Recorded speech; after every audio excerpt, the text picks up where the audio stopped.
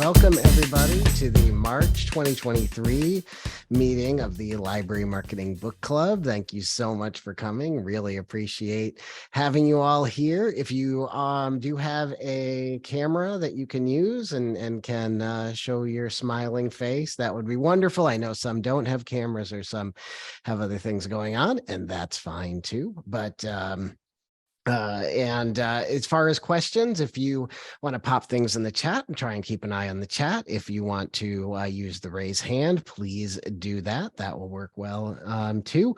And yeah, we'll go through a little bit. We'll introduce our special guest that we have today, which is very, very exciting. And then we'll talk a little bit about using behavioral science in marketing. So thank you so much. And let me get right to introducing our guest for today. So getting people to take action is what Nancy Harhut is all about. Her specialty is blending best-of-breed creative with behavioral science to prompt response. She and her teams have won over 200 international and national awards for marketing effectiveness. She's helped generated $68 million in incremental revenue for Nationwide, established 7 controls for the GM card. This is amazing. And create one of H&R Block's most successful campaigns. Recognized for her work in B2C, B2B, and nonprofit, Nancy's been named one of the 10 most fascinating people in B2B marketing, and absolutely after reading this book, I agree. And social top 50 email marketing leader, a top 40 digital strategist. Nancy's a frequent speaker at marketing conferences. So again, we are so amazingly happy to have her here. She shared her passion with audiences in London, Sydney, Moscow, Madrid, Stockholm, Sao Paulo, Berlin, Dubai, all over the US, including several return engagements to the really amazing South by Southwest. And Nancy also provided a fun fact for us. She grew up in Meridian, Connecticut, where she was an avid user of the public library. And today, her dear friend, Joan Edgerly, is president of the library board there. So how cool is that? So Nancy, thank you so much. Welcome to the Library Marketing Book Club. And if you have anything you'd like to offer to start with, please. Well, first of all, thank you so much for that lovely introduction, and thank you for inviting me. I'm just honored to be here, and was delighted to hear that you had chosen my book as the book to read for that, I guess, last month and to discuss this month. And I just want to thank you. I want to thank you for it. I hope that you found it interesting and it's something that you would recommend to the right people. And just happy to be here. Would love to hear what you have to say about it. Happy to answer any questions that that might pop up. But would really just love to hear your thoughts.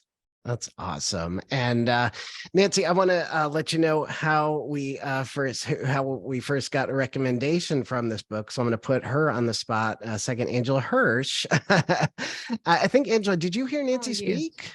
I did. I just got in the chat. Nancy, I saw you at Content Marketing World a couple of years ago, and I was just really impressed by the advice. Took like copious notes, and I still use a lot of the advice you gave in that talk today in my work at Novelist and share it with my readers on superlibrarymarketing.com. So when I saw that you were coming out with a book, I was so excited, and it wasn't even out yet. And I emailed Chris and I said, we got to put this on the list for the Library Marketing Book Club. So delighted that you're here. Well, Angela, thank you so much. That is awesome. Thank you, thank you, thank you. And Nancy, yeah, I mean, I think you talk about that a little bit in the book, and I've also heard some interviews with you. So would you maybe just share a little bit about how this went from being things you talked about to a book? Sure.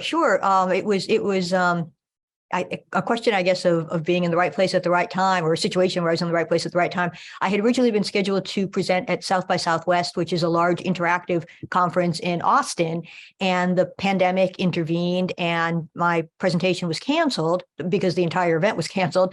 But Kogan Page, which is the publisher based in the UK, reached out to me and said, we saw you were going to be speaking. We're interested in the topic. Obviously, we're not going to be able to hear you do the presentation, but would you be interested in submitting a book proposal? Well, you didn't have to ask me twice. I was like, oh my gosh, yeah, I would love to. So I submitted a proposal, which they accepted. They did make me to tweak it, though. It wasn't like it was a slam dunk. I submitted the proposal. They were like, well, you seem to be envisioning a shorter book and we're envisioning a longer book. So imagine what it would look like if it were longer. So I tweaked the proposal, sent it in, they accepted it. And then that was it. It was kind of, I was off and running. And it's funny, I would speak at conferences and every once in a while, someone would come up to me and say, really enjoyed that presentation. I'm going to buy your book. And I would say, really appreciate that. What book? Because I hadn't written one. And, it was flattering. The first time I heard it, it was, flattering the second time I heard it. But, by the time Kogan Page had reached out, I thought, maybe I do have something that would be worth writing about. Initially, I just, I thought that's silly. What do I have to say? But, I heard it a couple of times, 2, 3 times, 4 times at the conferences. And then when the publisher reached out, I thought, I can only take on so many clients. I can only speak at so many conferences. But if I actually put some of this into a book, it's going to give a lot more people the opportunity to take it and run with it, to benefit from it. And so that's the story. That's awesome. Well, it's so glad. I mean, it definitely is a wonderful, wonderful benefit to all of us in the marketing world, and definitely in the library marketing world, that you were able to put this into a book. And yeah, I mean, there's a couple. I mean, I made so many notes. I think I highlighted, and when I went to download my highlights, it said the publisher limits the highlighting of the book to 10%. You have 6% of the book highlighted. So I highlighted a lot. I made a lot of notes, so we won't have time to go through everything, but I do have a few things that I thought, and I think I live tweeted a couple things during my final read, and some of those I think might be interesting. But again, if anybody, well, let me throw it open to the group at first. Let me just do that. So does anybody have any, initial questions or thoughts or something that you want to share with Nancy?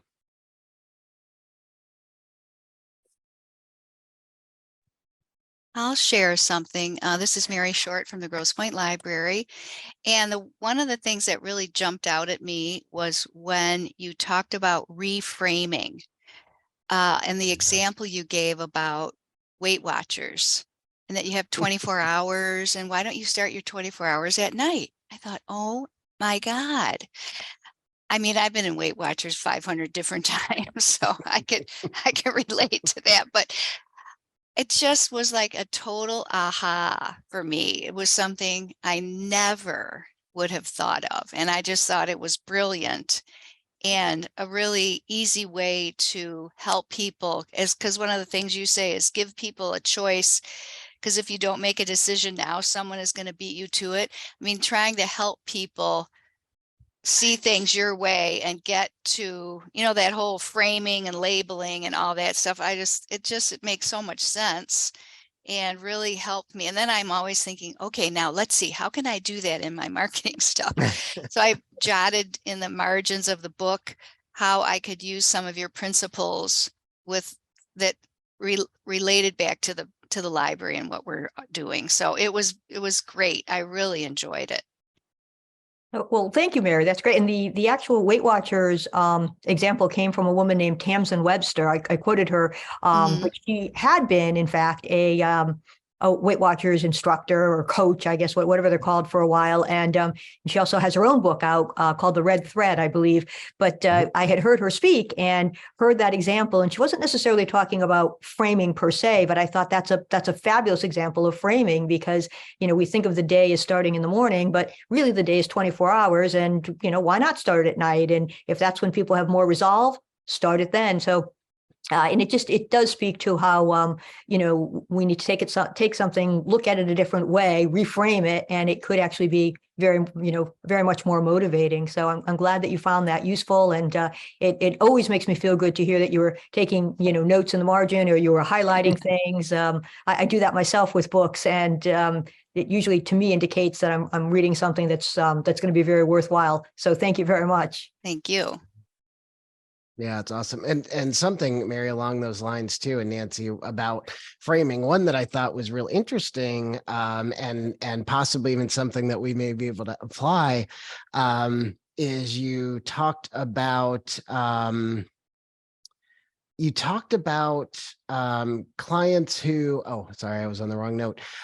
So if you have a conference and you can't afford big name speakers, so, in a lot of libraries, we have events and we can't always afford the biggest names, but we can get local people. And this I thought was great. You can frame it as the conference where attendees won't hear the same thing from the same names that show up everywhere. And instead will hear from real practitioners revealing the day-to-day successful efforts. So yeah, I mean, and so have you found those, so, in terms of reframing, have you found that those kind of things work well? Have you seen those people using that and having some results? Yeah, well, it's funny. It's one of the things that I encourage my clients to do, or one of the things that I'll work with my clients on, where it's like, all right, we know what our strengths are. We know what our, weaknesses are, for lack of a better term, or, we know where our advantages are and the things that aren't advantages. So let's, take those and try to flip them and make them work for us. And as you said, if it was a conference, it would be like, all right, we don't have a big budget. How are we going to compete? So you turn that around and say, look, it's not going to be the same old, same old. You go to some of these big conferences, it's the same people, that you hear over and over again. You're going to get an opportunity to hear, different voices. And, let's put even more of a spin on that. It's not that, it's just that they're different voices because they don't command the high speaking fees, but it probably means that they're, closer to the work. They're the ones who are actually doing it on a daily basis. And that makes sense. And so, I encourage my clients to think about, opportunities where they could do the same thing. One of my clients, for example, is trying to get people who have their 401ks or 403bs at a organization that they used to work at to, roll the money over into an IRA. And, a lot of people just feel like, I'm just going to leave the money where it was. It was a smart decision when I made it. I don't need to move it now. It's still doing fine. And, so, working with them and talking about, well, what would the advantages be? We said, well, actually, if you move it, you can, invest it yourself. You don't have to stick with the investment options that, that granted you chose when you were employed at your employer, but you had to choose from a finite amount of them. And if you choose to roll your money into an IRA, you're gonna have a lot more that you can choose from. So it's still gonna be your choices, but your choices from, from a greater range. And so it was looking for those, like, all right, what would the advantage be? It could be something like this. Let's reframe it. It's not like, oh, it's a great idea to leave it where I was because I made those smart choices. No, let's reframe it and say, no, it's a smarter idea to move it where you can make, even better choices from a wider range. So that's it's one example. It's the first one that comes to mind, but yeah, thinking about, what might be considered a negative and turning it into a positive. If something is small, it's not small, it's intimate. If something's noisy, it's not noisy, it's energetic. So you just kind of look for that way to reframe things. And when you do that, people have a tendency to think of them that way. If you point to a glass and say it's half empty, that's how people see it. If you point to it and say it's half full, that's how people see it. So we do have an opportunity as marketers to kind of direct the way, people might initially perceive something. Yeah, and it definitely is something that I think is very applicable to the library world because, we do sometimes feel like, oh, we don't have, we don't have really expensive programs. We don't have expensive things. And, overall, that's something that is a big challenge for libraries is that, there was some things in the book about pricing and how, so how people value things. So there was the one example you had in the book where students won basketball tickets. And when they won the tickets and then they were going to resell them, they valued them a lot higher than if they were told, hey, how much would you pay for these tickets? So, yeah, I thought that was interesting. And I don't know if you have any thoughts or ideas about in the context of, how we have a product that, yes, people pay for with their taxes and, and some other ways, but when you have a product that's free, what kind of things are there that you can get people to feel ownership, like, with using things like endowment effect and those kind of things? I mean, are there any thoughts you have about that? Yeah, I mean, the endowment effect really is powerful. It's when you start to think of something as yours, you value it more. I saw something recently on social media, and it was like a receipt from a library where they told the borrower how much money they had saved by borrowing the books and not buying them. And I thought that was a brilliant move. It's like, and it's also a way to reframe things too, because you don't really think of it in those terms. You think about buying a book, you think about borrowing a book at a library, but it's like, but if you were buying the same book, you're actually saving money, and then that's money that's yours that you can, use for something else or in a different way. So I think, libraries are very often, kind of like personal in that they're located in your town or your city, or they're located at the university that that you go to, or, there's some, or there's a lending library in with a particular organization that you belong to, but there's some personal relationship there. And that's always, I think, a smart thing to leverage, because it kind of reminds people of that ownership. This is something that you have. And as you said, taxes are supporting a lot of these libraries. And so you can think of, these books as books that you partially own or quasi own, because of that. So they're yours. And so if they're yours and you're not using them, you're not taking advantage of them, well, you're not really getting the return on your investment. That's another way to look at it. So why not, use what's technically yours, what you've already paid for, and get some benefit out of it.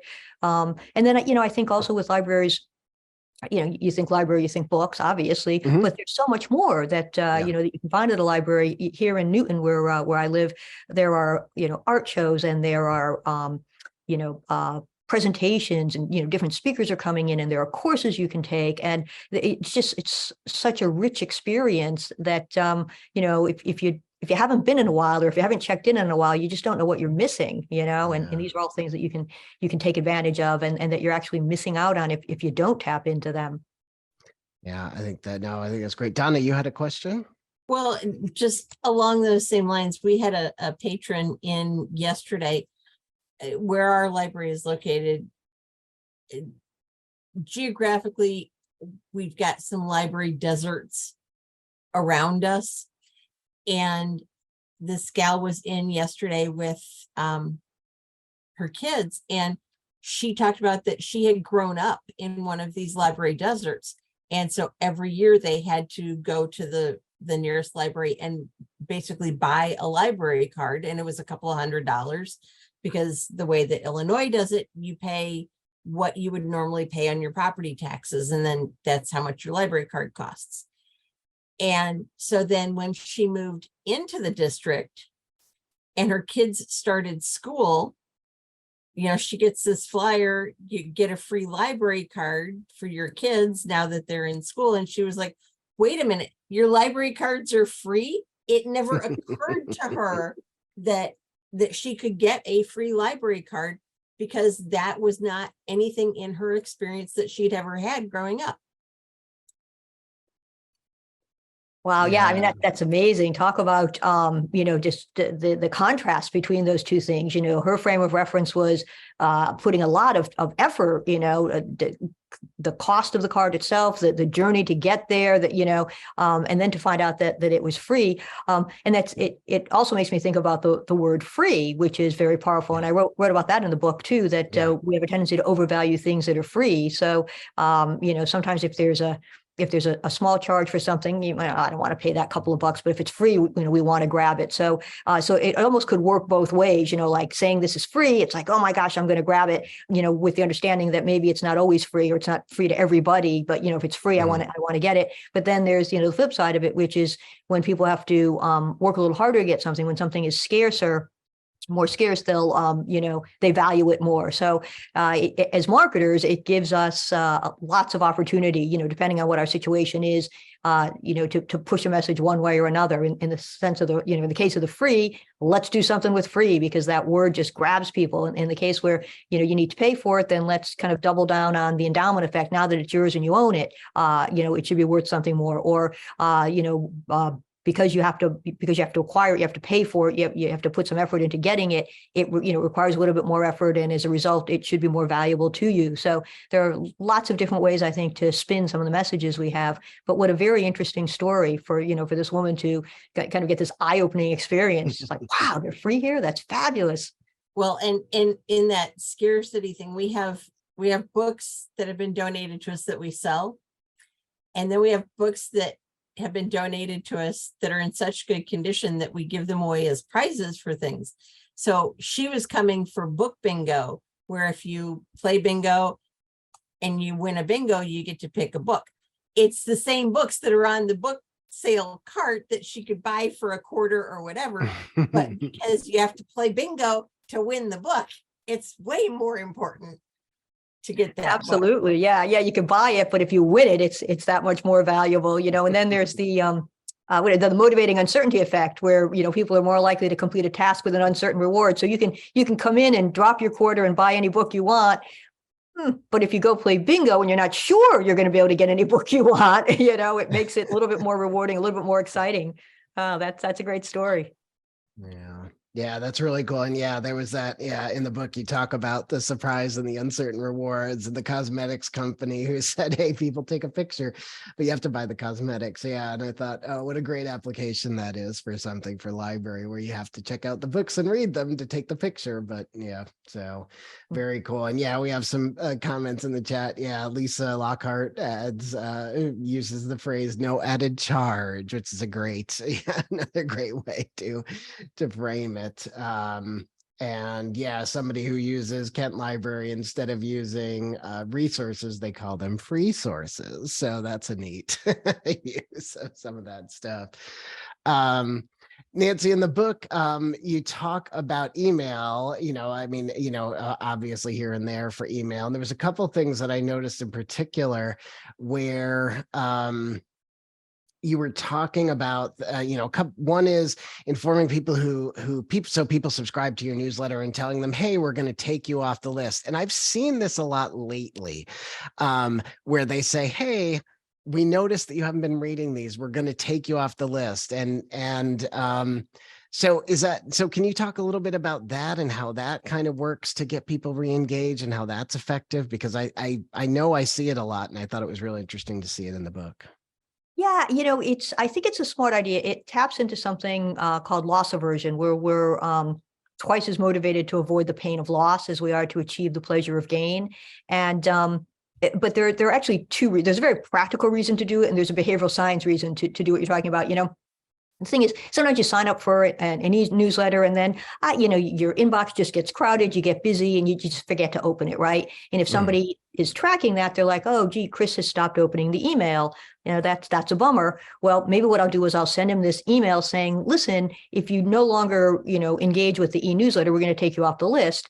And that could be enough, Chris, to kind of jar you into it and say, no, I signed up for that. I want that. Don't take it away from me, and it's just that little push you need, because the threat of, losing something is very motivating, right? It's the pain of loss is more powerful than the pleasure of gain. On the other hand, maybe, you've switched jobs and you're in a completely different career and you just don't need that content anymore. And that's why you're not opening the e-newsletter. And, and that's good information for the marketer to have. They shouldn't be sending it to you if it's no longer relevant. It's actually a bad thing. You're not going to open it. It's going to make their metrics look bad. It's not a good thing. So, you want to, from a practical perspective, you want to keep your list clean. You want to make sure that the people that you're mailing to are engaged and actively want to receive things, and whether that's periodically checking in with them saying, hey, you haven't opened this in a while, or whether it's having a preference center so people can go in and say, listen, I do want to hear from you, but once a month, not twice a month, or I do want to hear from you, but only on this topic, not that topic, but trying to make sure that the emails that we send out are as relevant as possible, so that people feel they're getting value, is a good thing. So on a practical level, if someone's not opening it, it's always good to say, hey, look, we're going to take you off the list. Some people might say, fine, that's a perfect idea. Right. But other people might be, oh, no, I am still interested. I just haven't gotten there, but I don't want to lose it. I might not even get there every time, but please don't take me off the list, because sometimes I will get there. And so that's a nice way to accomplish both of those things, clean your list as well as, kind of trigger that loss aversion. Yeah. I think that is great. And to keep people up, keep it up to date. I know we did that one time, and we didn't do it in that way, but we ended up sending out something to a lot of people who hadn't responded to anything in a long time. And we found a lot of people, and for a library, they'd moved away. They moved out of the service area. So that's why they didn't engage. So why bother, wasting our time and energy on sending them messages that they're just never going to open and keep our thing up. But yeah, and Anna wrote, I thought it was so interesting, kind of scary to lose the contact if they opt out. Yeah. And that was the thing I was thinking, yeah, that's kind of scary to sort of volunteer people to opt out.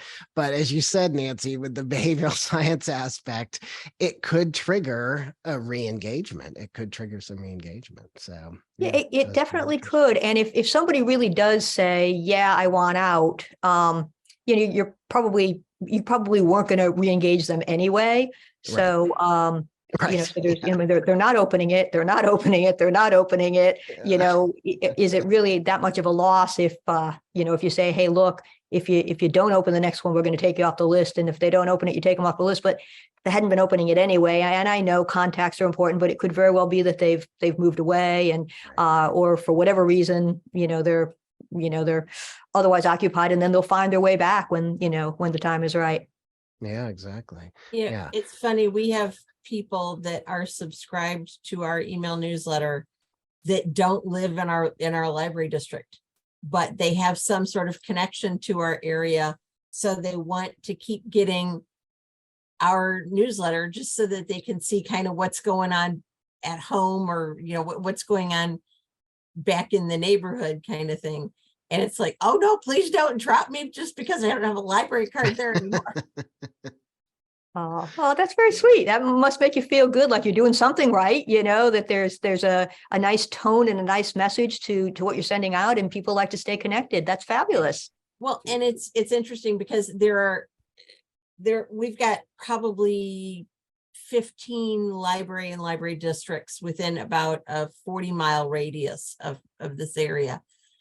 And I mean, I personally subscribe to the email newsletters for a whole bunch of the area libraries because I want to see what programming they're offering.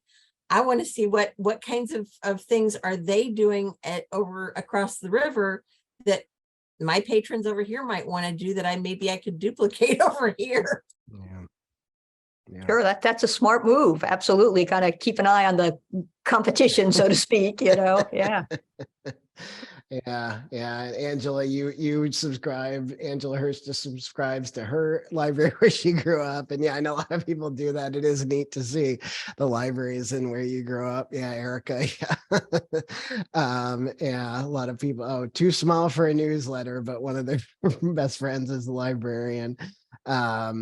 Yeah, resource sharing. That's right, Lisa. It's not, it's resource sharing among libraries. So yeah, anybody else, have any other comments? I mean, I have plenty more things to talk about, but anybody have any questions or comments for Nancy? Please jump in. Again, pop on your camera or open up your microphone. Please do. I'll give a pause and see, like a teacher does.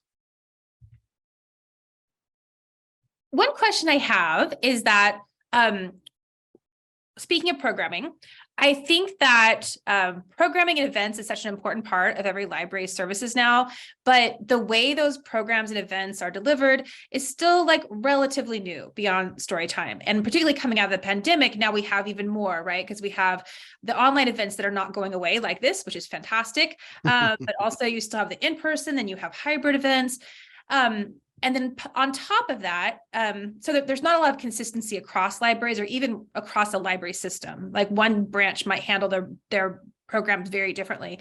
So one question I have is that when libraries do request registration, so libraries normally don't charge for their programs, but they might need to know how many people are going to come. Maybe the room is limited to a certain point, or their Zoom, is limited to a certain number, whatever. So you need people to register, but there's no, and we don't want to create penalties. There's no penalty for them not to show up. But then if you have a registration, a whole bunch of people pile into the registration and registration's full, but those people don't necessarily show up. And I feel like this is a problem I see in both small and large libraries. Do you have ideas around what could that marketing message be, other than don't be a bad person and take a spot if you're not going to use it? Like, right? We don't want to shame people, but I'm sure there's something there. But I feel like this is constantly a push-pull problem across libraries. Like, we want people to register. We want to know who's coming to programs. Maybe we want to look at market analysis and see what personas are coming to our libraries. You know, some libraries even track like their library card information so that they can see who's actually showing up for their programs and that kind of thing. But do you have ideas about this registration problem that I think a lot of us have? Yeah, Erica, that's a good question. And so I think a couple of things come to mind. A lot of times when people do virtual events, they'll even say, look, even if you can't make it, sign up because we'll send you the recording or we'll send you a link to the recording. So if that's going on, because you've got a hybrid event and people are just signing up, you might want to kind of divide it into two and say, yes, I want to reserve a spot in person, or no, just, send me the link afterwards, or send me the link, concurrently, whatever it is. And the other thing that comes to mind is something that I've heard has been very successful in restaurants where, you call to make a dinner reservation and, sometimes people show up, sometimes they don't, right? It happens. And it's very frustrating for the restaurant because they only have a certain number of tables and they're trying to keep them filled at an optimum level. And so there was an experiment done where when people would call to make a reservation, the host would take the reservation and then say, okay, Erica, we're going to see you Saturday at 8:00. Will you please call us if your plans change? And, you say, yes, I will. And getting that commitment, getting them to say, yes, I will, increase the number of people who would call to cancel as opposed to just not show up. It didn't increase the overall no-shows or decrease the overall no-shows, but it changed how it happened. Used to be you'd call up, make a reservation. If you couldn't, it turned out your plans changed, you just never thought to call. But getting somebody to verbalize, yes, I will let you know if my plans change. Yes, I'll let you know if I have to cancel, increase the number of, responsible people, I guess I should say, that, that actually called in, which allowed the restaurants to then rebook those tables. So it might be, one of those things where, when you're taking the reservations, and I know you're not necessarily doing this over the phone, it could be online, but, you just ask people, would you please, click this box. Yes, I will let you know if my plans change and I can't make it, so that my seat can be given to, to one of my neighbors, and you might even want to, or to someone else here in, in Newton, or to someone else, who's, a member of the Newton Public Library. But, so not only are you getting them to commit, but you're also bringing it home. It's like, these are people like you. It's not some stranger out there. It's, it's somebody who lives near you, somebody who shares your values, somebody who also enjoys this programming at the library. And, so it would be the nice thing to do. So that would be, I think, an interesting test, whether it was on the phone or whether it was just a click box. Yes, I love that. Thank you. That is the perfect example. So split. All right, good. Okay, well, Chris, I can sign off now then, because Yes. I got a good answer. So Every penny. It's so good. So like my company builds software for libraries, and I'm trying to figure out like what kind of messages could we build into the software. So that would be perfect because we could do automated messages to people. And we already do an automated message before the event, but we could do something like an automated message like a week before the event, for example, saying, we're excited to see you. Like you said, that same kind of verbiage. If you can't show up, if you can't make it, we'd love to give your spot to another community member or something like that. So that's great. Thank you. Sure. I mean, even letting them know that there's a waiting list, which, could have one of two effects. It could make somebody who was a little on the fence say, oh, I really better go because, like it's popular, like it's hard to get into. It's, it's that scarcity thing. There's a waiting list, but I've got one of the seats, so I'm going to make sure I use it. Or it could make somebody, be a little bit kinder and say, you know what, I was on the fence. It doesn't really look like I'm going to make it. There was maybe a 10% chance. Maybe I'll write and give up my seat because somebody else really, really wants to go. So that, if you're sending these automated reminders, it could be interesting to just mention, look, there's a waiting list, or we're completely full, but somebody would love your seat if you can't, if your plans have changed and you can't make it. Yeah, such a good idea. I think that's one thing that Overdrive does really well with Libby. Like it tells you if, you have books checked out, ebooks, but it'll say someone's waiting, do you want to return your book early? The idea of like, oh yeah, if someone else is waiting for this book, I don't need to leave it in my Libby because I haven't gotten to it yet. So I think they do a good job of that kind of messaging. Yes. Yeah.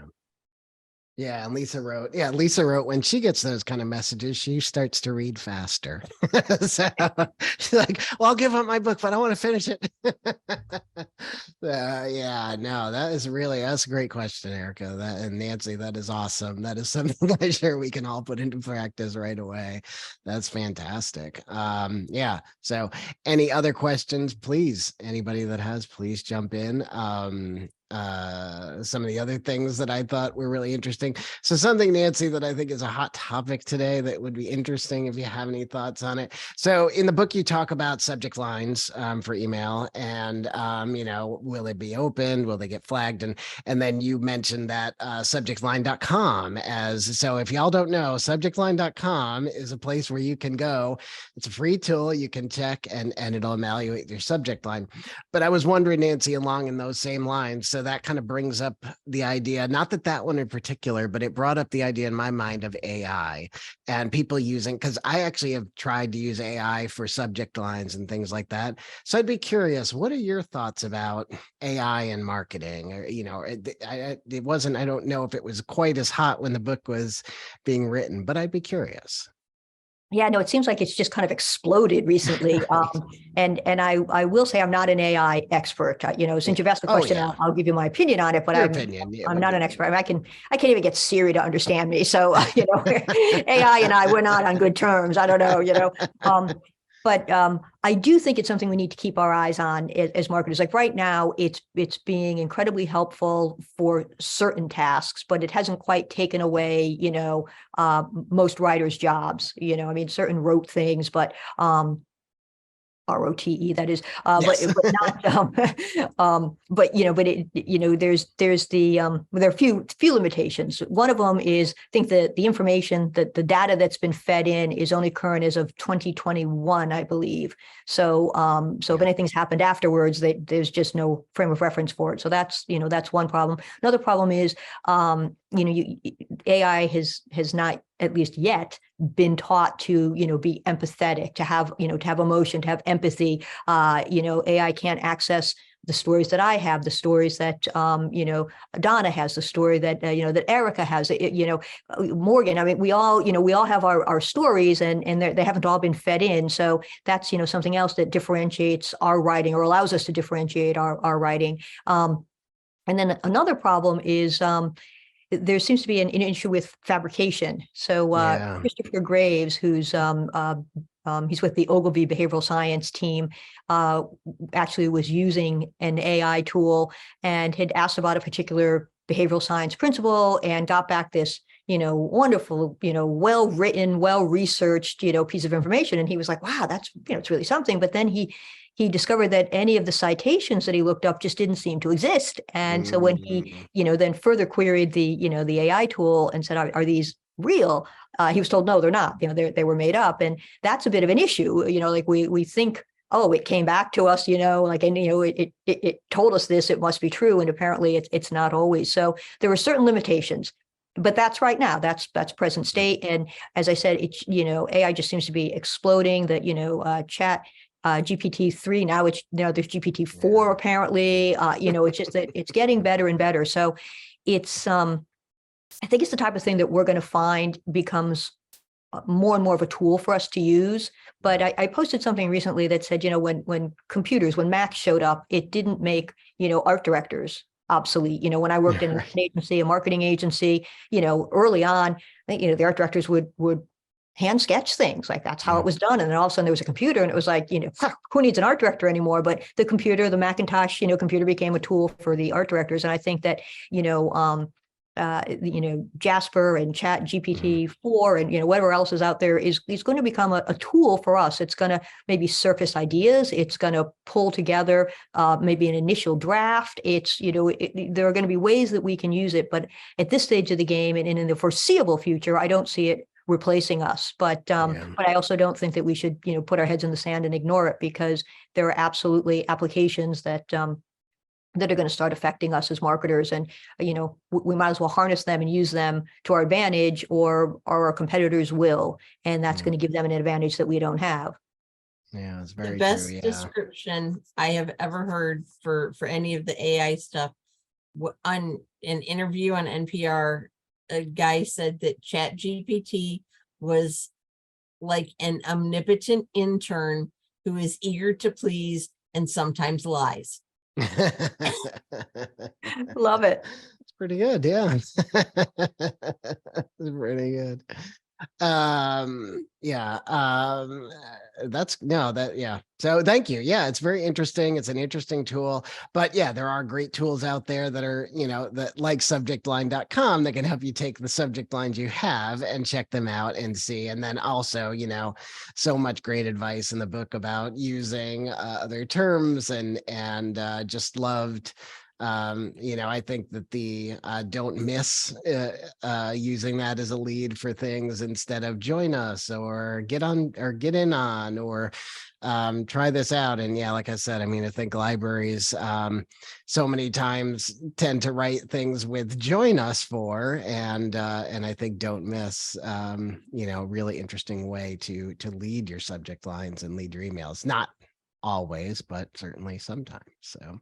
Yeah, it's interesting, the difference that one or two words can make, the don't miss versus take advantage of or join us, that kind of taps into loss aversion that we were talking about earlier. People are, more motivated to avoid the pain of loss. So instead of saying take advantage of, you say don't miss, and people kind of pay a little bit more attention. What am I going to miss out on? So it focuses their attention.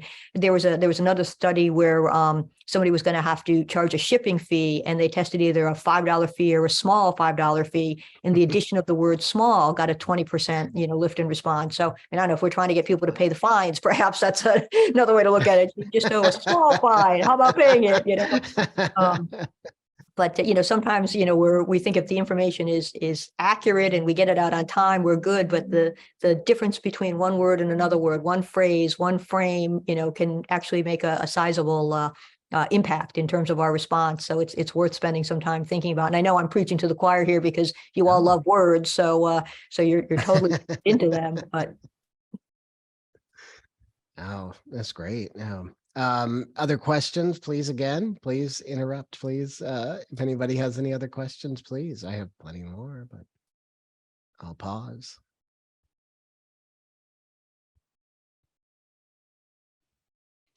Can I jump in about the, this is kind of jumping back to what you were talking about, the subjectline.com, but I highlighted this part. I thought it was wonderful. You were talking about using reciprocity as a strategic tool. And the subjectline.com example was, they were letting people be evaluated, or their subject lines evaluated. And you said, providing content that is genuinely helpful is what can set your organization apart from others. Identify a need in your target market and then be the company to fill that. And I just thought, that's libraries. That's what we're doing. I just thought it was a lovely, and that's not even thinking in terms of the reciprocity, but just that idea of like, that's what we're doing. Yeah, no, that's a very good point. The thing with subjectline.com is it's such a valuable service, he could be charging for it, or they could be charging for it. I say he because it's Jay Schwedelson's company, but and it's a wonderful service. You type in your subject line and it rates it and it tells you, how you can improve it. And I mean, literally, subject lines are so important to getting an email open that's a service that I believe somebody would pay for. But, he's offering it for free. But in response, I think when people need the other services that it does charge for, they give business to him. So it is a nice example of reciprocity. And in terms of libraries, yes, identifying this need that people have and being able to fill it. And there really isn't anything like a library. I mean, it's just, it's community oriented. It opens, doors to people. It, expands people's horizons. It gives us access to information. We don't have to, run out and buy our books. We don't have to order them and wait for the postal service to deliver them. It's this immediate access. It's, it serves, as a community hub, and it connects people and, entertains them and educates them and informs them. And it really does. It identifies a niche, and it owns it in a way that really nobody else, no other entity does. I think that's a very good point. Yeah. Yeah, I think that's fantastic. I mean, yeah, definitely having that feeling of being able to give something back to people, and even if they don't know what they're giving up for it. I mean, and sometimes people, even though they may not, they're giving up their time, and that's something that we can happily give back. But yeah, we know, and I think that was a great example too of how to use of what reciprocity and what the power of it is. I thought that was fantastic. There was something in the book, and I'm not finding my note right now. But Nancy, it was on using nouns. So it was the example of using, and sorry, I just can't find mine. Oh, here it is. Oh, it was one about elections, and it was one about voting. I was on another one about voting and elections. But the difference between using a noun and using the verb. So and I thought that's something that could be easily applied here, but can you talk a little bit about that, the power of using nouns versus using verbs when you're talking to somebody about the kind of thing that you're hoping that they do? Yeah, sure, Chris. It's in a way, it's very interesting, and in a way, it's counterintuitive, because the behavioral scientist term for it is noun identity effect. And basically, what the behavioral scientists have found is you're more likely to take an action if somebody asked you using a noun versus a verb, and you would think, well, wait a minute, verbs are the action words, like why that seems Right. kind of odd. But what they found was noun identity effect. When you use a noun, it's a very concrete thing, and it helps people understand what it is they are supposed to do. It becomes a part of them. So you can be somebody who reads, or you can be a reader. And the difference Right. between I read, or I'm a reader. Like when you hear those two things, it's like, who's the one who's going to go through more books? It's the one who says they're a reader, Yeah. right? There's something very concrete and defining about that. It becomes a part of who you are. It kind of defines your personality. Like, I'm a reader, as opposed to, I'm somebody who reads. They ran a study, I think it was with voting, and it was, they asked people, Yeah. with the upcoming election, are you going to vote, or are you going to be a voter? And they got, I think it was a 15, I don't have the book right in front of me, I have it behind me, but I have it right in front of me. Yeah, I think it was a 15% increase in people going to the polls when they were asked, will you be a voter, as opposed to will you vote? And you just think, well, I vote, yeah, but a voter, that's part of your identity. And so this idea of the noun identity effect, I think, can be very powerful. And, when I think about it in terms of marketing, it's very easy to start, just adding that R onto certain verbs, and switching them from the verb to the noun. So people become readers, not, someone who reads. They become voters, not someone who votes. They become supporters, not someone who supports, because there's always like element of fundraising here and there, whether it's bingo or an annual drive or something. But don't just support the library, be a supporter of the library is another way to look at it. But it really does. It is a little counterintuitive, because at first blush you would say, oh, it's the verb that's going to get the action, but it turns out that it's the noun that starts to make us feel that it's part of our identity. And when something is part of our identity, it actually does influence the way that we act. Yeah, and that exactly, and that's what I thought. I thought, man, that is it's like such a small variance, but so small, but obviously, I mean, it makes such a difference to think, how do you think of it? And also, it kind of in that same area where you talk about using the word you. And I think, some of us have talked about that. I know I've heard Angela Hirsch talk about that, about, talking about people in terms of you, rather than talking about like the whole collective, or they, or especially against talking about I and me, and because people don't want to know about somebody else, they want to know about themselves. So I think that those were really cool things in the book that were, that just kind of gave you something to instantly start trying and testing and seeing what you do. So Yeah. The word you is, the eye kind of skims and scans, and the eye goes right to the word you, because it's a substitute for your own name. If you can see your own name, your eye would go right to it. And when we can personalize, obviously we like to, but when we can't, a great substitute is the word you. And people do gloss over I, we, our organization, our company, our product, our service, but they do kind of zero in on that word you. Where I do like to use the word we, though, is there have been some studies, and I don't even think this is in the book, but there have been some behavioral science studies that show that there are certain differences in the way men and women make decisions, and men have a tendency to maybe want to benchmark themselves against others, but women are more community oriented or more collective. And so if you say something like, together we can, solve this issue, together we can do this, together we can accomplish this, that can be more motivating for women. So that's an opportunity where we would be something that I would want to use. I mean, there's always exceptions to these, to these rules, but, generally speaking, I'm like, we are, don't use it, zero in on you. But there are times, we took some, when I talk about controls, I'm talking about the thing that works the best in marketing, which, okay, yeah. We took a kind of a unisex control for a client, and we wrote a female version of it to see if it would perform better than the kind of the general version did. And it did outperform the general version. And we did use language like, we and together and join us, it just felt more inclusive. And that seems to, based on the behavioral science studies, perform better if you're trying to find differences between how men and women make decisions. Yeah, I think that's great. Yeah. Yeah, thank you. That's awesome advice. Yeah, to look at that, because I think we do look sometimes at different target audiences and different things, and we can consider how these messages, and we can always test how these messages work. We can A/B test everything, and I'm sure that's something that that you would recommend. Right? I see there's so much about testing in the book. Absolutely. I love behavioral science, and I find that it's very effective.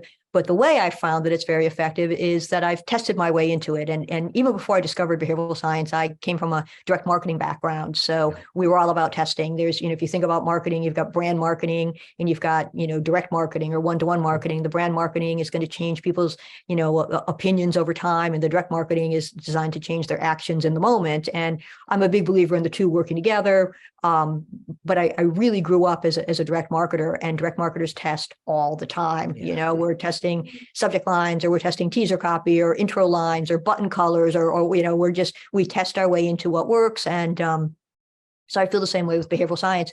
That the book has, I think, a good 25 or so behavioral science tactics, and the idea is identify the ones that are most likely to yield the response you're looking for, and then test them. And what you'll find is, some are going to work better than others. You might find that some work better against certain segments than other segments. But, the idea is to always test, because what worked for someone may not work for you. What works for you may not work for them. What worked in the past may not work in the future. You really need to test, and you need to continue to test, because eventually even, something that's working very well will start to fatigue, and you want to have something in the wings that's going to be able to replace it and pick up where it left off. So I'm a huge fan of testing. Yeah, something that definitely, it's a great, it's inexpensive generally for the kind of things we do, and something we can all do. Well, we just have a couple minutes left, Nancy. Is there anything else is there anywhere else we can find? You got a second book coming? You got anything else, or how can we find more and engage more with you? Sure. Thank you. That's a very generous and gracious question. So no second book yet. I'm still kind of basking in the glow of the first one, Yes. Maybe at some point, I don't know. But right now I feel like I just got the first one out. Let me enjoy that. Yes, it's great. But I'm pretty active on social media. I was, loving all of your tweets. Thank you so much. But you can usually find me posting at least, once a day on Twitter and Facebook and LinkedIn. And, I invite you all, if you're interested in behavioral science, to follow me, because particularly on LinkedIn and Twitter, most of what I post is behavioral science related. Some of it is on Facebook, but I have a niece who's about to graduate University of Hartford with her master's, and the sun kind of rises and sets on my niece. So she creeps in a lot on my Facebook, as do my meals when I'm out at a restaurant. So so if you're interested in food or my niece, follow me on Facebook too.